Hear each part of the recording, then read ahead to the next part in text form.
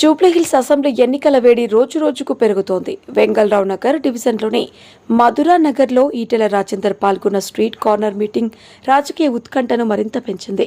BJP MP Etela Rajender BRS కాంగ్రెస్లపై మండిపడుతూ విరుచుకుపడ్డారు. 10 ఏళ్ల బీఆర్ఎస్ పాలన ప్రజలను దారిద్ర్యంలో ముంచేసింది. ఇప్పుడు కాంగ్రెస్ కూడా మాటలకే పరిమితమైంది అని ఈటెల వ్యాఖ్యానించారు.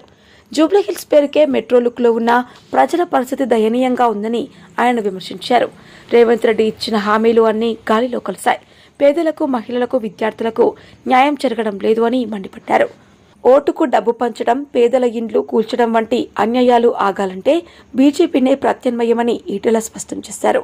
దేశాభివృద్ధి కోసం మోదీ నాయకత్వం తప్పనిసరి అని పేర్కొంటూ ఓటు కోసం ఇస్తే తీసుకోండి, కానీ ఓటు మాత్రం ఆత్మగౌరవం కోసం వెయ్యండి అంటూ ప్రజలకు పిలుపునిచ్చారు.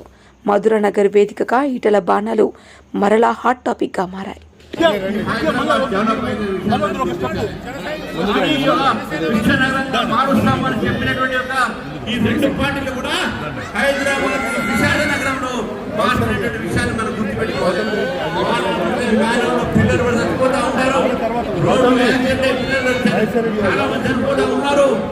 కరెంటు షాక్ తగిలి 6 ఒకే ఒక సమయంలో చనిపోవడం జరిగినట్టు సంఘటన హైదరాబాద్ జరిగింది.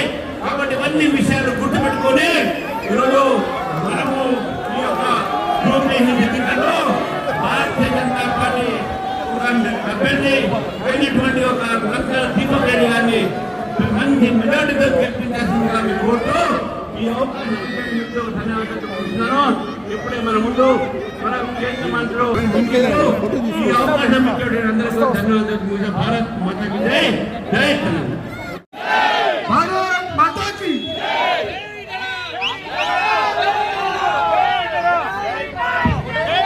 భారతీయ జనతా పార్టీకి మద్దతుగా కమలం గుర్తు మీద ఓట్లు వేసి గెలిపించాల్సిందిగా పవన్ కళ్యాణ్ గారి ఆశీర్వాదంతో ఈ రోజున వచ్చేసినటువంటి కాషాయ జెండా మాత్రమే గెలిచే పార్టీ భారతీయ జనతా పార్టీ మాత్రమే. కాబట్టి దానికి మొన్ననే జిహెచ్ఎంసీ ఎన్నికలలో 48 స్థానాలు గెలిపించారు.